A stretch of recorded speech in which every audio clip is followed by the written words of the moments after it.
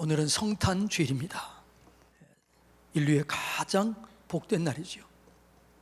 천지를 창조하신 하나님께서 하나님의 아들을 이 땅에 사람의 아들로, 사람의 자녀로 보낸 날, 있을 수 없는 날. 그런데 그 있을 수 없는 꿈 같은 일이 실제가 된 날, 그게 뭐예요? 오늘 성탄절입니다. 이 성탄절은 인류의 가장 큰 복된 날이 되는 것이죠.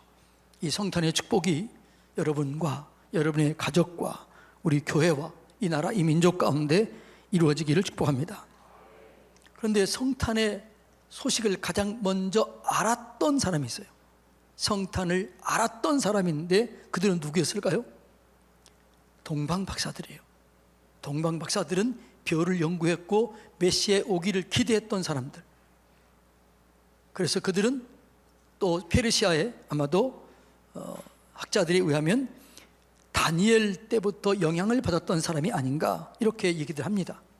그분들은 사회의 지도층이었고 현자들이었고 그들은 또 뛰어난 학문을 가지고 있던 자들이었는데 이들은 예수님이 오실 것을 기대하고 준비해서 그들이 예수님을 맞이할 때 황금과 유향과 모략을 가지고 왔지요. 먼저 알았던 사람은 동방박사들. 그런데 예수 그리스도의 나심을 처음 들었던 사람들, 그 들었던 사람은 누구예요? 목자들이에요. 오늘 목자들이 천사들로부터 예수 그리스도의 나신 소식을 처음 들었다 이렇게 얘기합니다. 당시 목자들은 그 시대에 가장 가난하고 소외되고 외로운 사람들이었습니다. 목자들 중에서도요, 좀 부유한 목자들은 양을 우리에다 길렀어요. 그리고 밤이 되면 양을 우리에 넣습니다. 그리고 자기는 편안한 잠을 자요.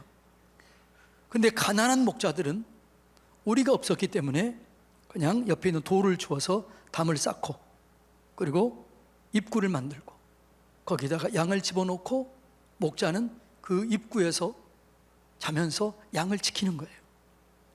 예수님의 나신 소식을 들었던 이 목자들은 어떤 목자들이에요? 가난하고 목자 중에서도 가난하고 목자 중에서도 어려웠던 사람들. 이런 사람들이 가장 영광의 소식을 먼저 들었다는 거예요. 그러면 그들이 가장 먼저 이 구주 예수 탄생, 메시아의 탄생을 가장 먼저 들었던 이유는 뭘까요? 왜 하나님은 그들에게 가장 먼저 예수님이 태어난 소식을 전했을까요? 그들이 가난했고 그들이 소외되고 그들이 외로워서 그랬을까요? 성경을 자세히 보면 그렇지만 않아요. 그래서 오늘 그들의 정황을 살펴보면 하나님께서 이런 자들을 쓰시는구나, 이런 자들에게 알려주는구나라는 걸 알게 되는 것이지요. 자, 그 목자들이 첫 번째 예수님의 탄생을 들을 수 있었던 비결, 그 비밀이 8절에 이렇게 얘기합니다. 8절 다 같이 읽어볼까요? 그 지역에 목자들이 밤에 밖에서 자기 양떼를 지켰다는 거죠. 모든 사람들이 밤이 되면 잠자리에 들었습니다. 잠들었습니다. 근데 누구만 깨어 있었던 거예요? 이 목자들이 깨어서 뭘 하고 있어요? 자기의 양떼를 지키고 있었습니다. 깨어서 자기 양떼를 지키고 있었던 사람들이 목자예요.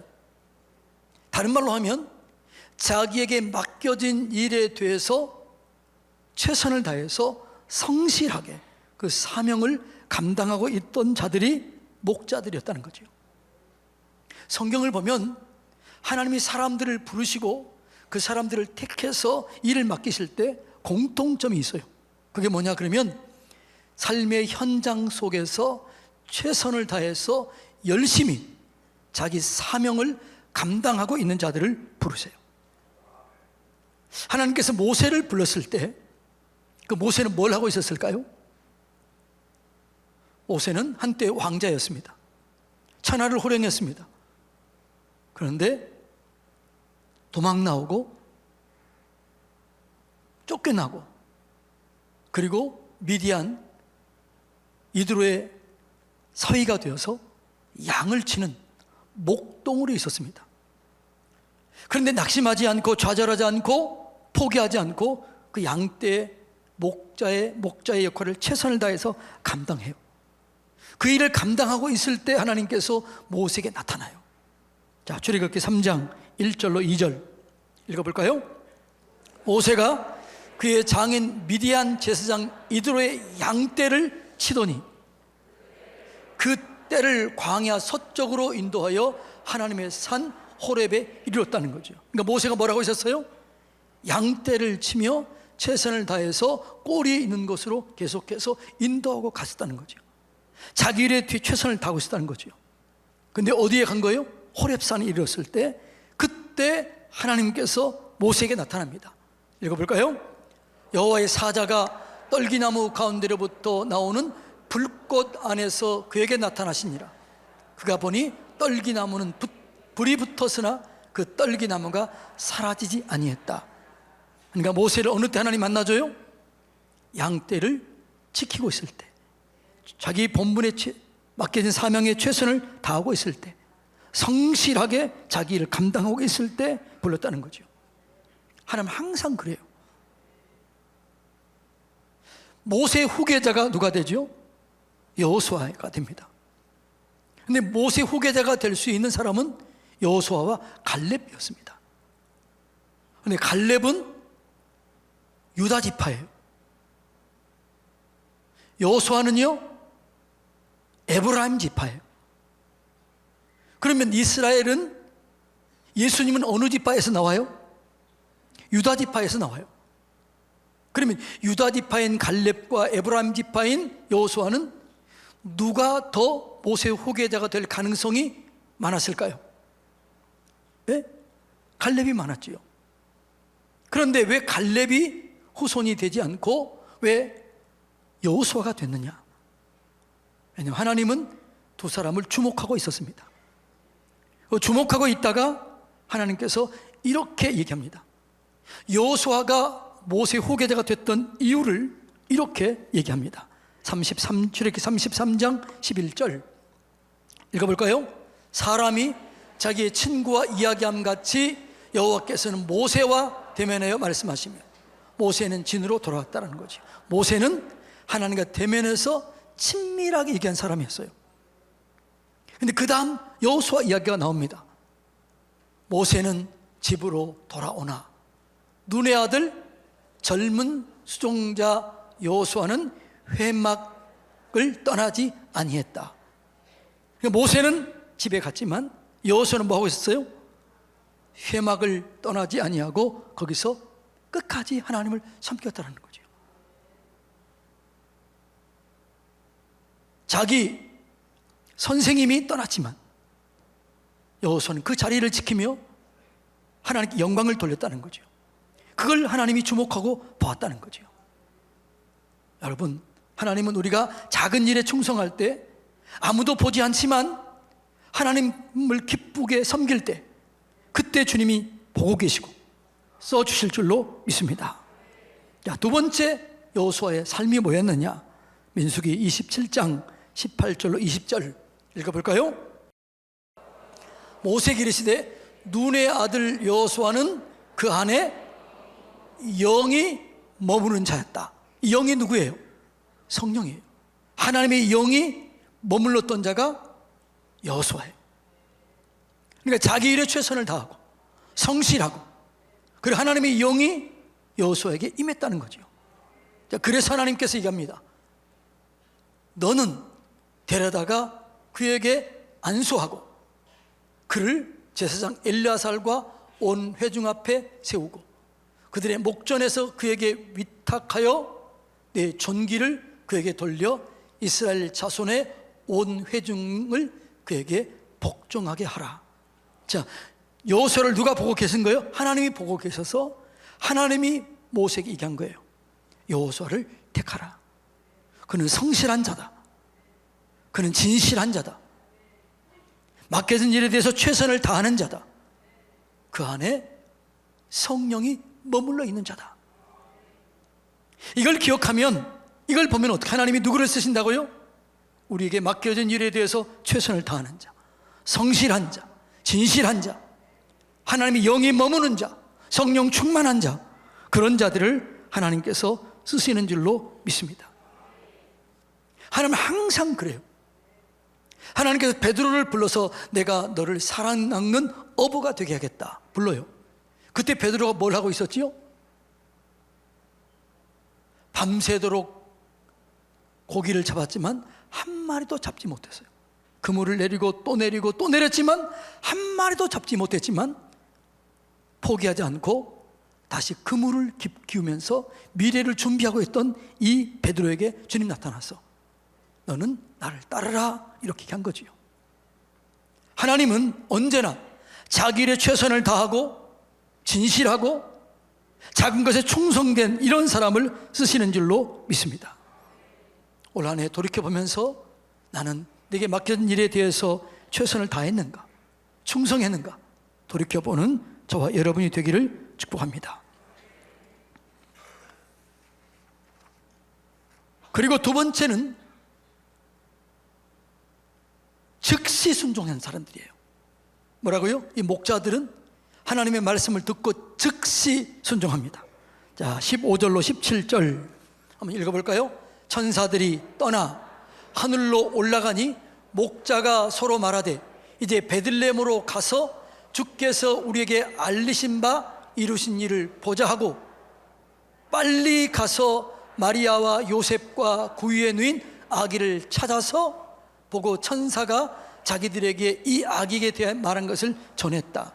자, 천사가 지금 뭐라고 그래요? 오늘 다윗의 동네에서 구주가 낳게 될 것이다. 이 소식을 전해라. 하늘에는 영광이요 땅에는 평강이 임하게 될 것이다. 그 얘기를 듣는 순간 어떻게 해요? 천사들이 올라가자 빨리 가서 그 얘기를 전한 거예요. 즉시 순종한 거예요. 하나님은 순종하는 자를 기뻐하십니다. 순종한 자를 쓰십니다. 그래서 하나님은 믿고 순종하는 그 사람들을 쓰시는 거죠. 그래서 순종을 성경은 강조합니다. 기독교 영성이 뭐라고요? 알고 믿고 순종하면 체험하는 거예요. 영광을 돌리는 거예요. 그래서 하나님은 언제나 순종하는 사람을 보시고 그들을 쓰시는 줄로 믿습니다. 사무엘상 15장 22절로 23절 다 같이 읽어볼까요? 사무엘이 이르되 여호와께서 번제와 다른 제사를 그의 목소리를 청종하는 것을 좋아하심같이 좋아하시겠나이까? 순종이 제사보다 낫고 듣는 것이 수양의 기름보다 나으니 이는 거역하는 것은 점치는 죄와 같고 완고한 것은 사신 우상에게 절하는 죄와 같음이라. 순종이 뭐가 낫다고요? 제사보다 낫다. 불순종은 우상을 숭배하는 것 같다. 똑같다는 거죠. 순종을 귀하게 여기십니다. 우리는 결정적일 때 순종할 때 하나님이 은혜를 베풀어 주실 줄로 믿습니다. 사울 왕은 결정적일 때 불순종해요. 그래서 버림을 받아요. 다윗 왕은 결정적일 때 순종합니다. 옆에서 인사합시다. 결정적일 때 순종합시다. 하나님 그걸 보고 그를 쓰시는 거죠. 순종의 가장 대표적인 사람이 노아입니다. 노아는 하나님께서 노아에게 이렇게 그래요. 이 땅을 홍수로 멸망시키리라. 그런데 성경을 자세히 보면 그 말 할 때는요 한 번도 비가 내리지 않았던 때예요.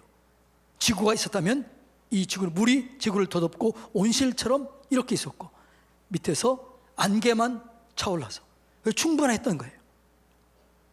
그런데 노아는 하나님 말씀을 그대로 순종합니다.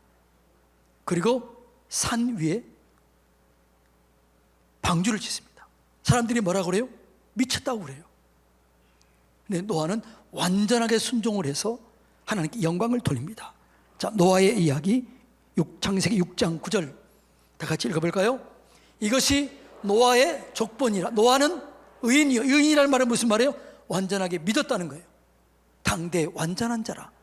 믿고 완전하게 순종했다는 거예요. 그는 하나님과 동행했다는 거죠. 믿고 순종하고 하나님 말씀을 따라 살았다는 거죠. 그걸 이렇게 해석합니다. 22절 읽어볼까요? 노아가 그와 같이 하여 하나님이 자기에게 명하신 대로 다 준행했다는 거죠. 노아의 특징이 뭐예요? 하나님 말씀을 다 순종했다.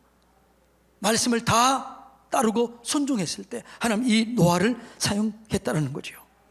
여러분, 하나님은 우리의 순종을 보셔요. 순종을 보시고 그 순종하는 사람을 쓰시는 줄로 믿습니다. 하나님은요, 하나님 쓰시기에 불편함이 없는 자를 쓰시는 거예요. 따라서 합시다. 하나님이 쓰시기에 불편함이 없도록 준비합시다. 여러분이 불순종하고 원망하고 불평하면 하나님이 쓰시기에 불편해요? 안 불편해요? 불편해요. 그래서 쓸 수가 없어요.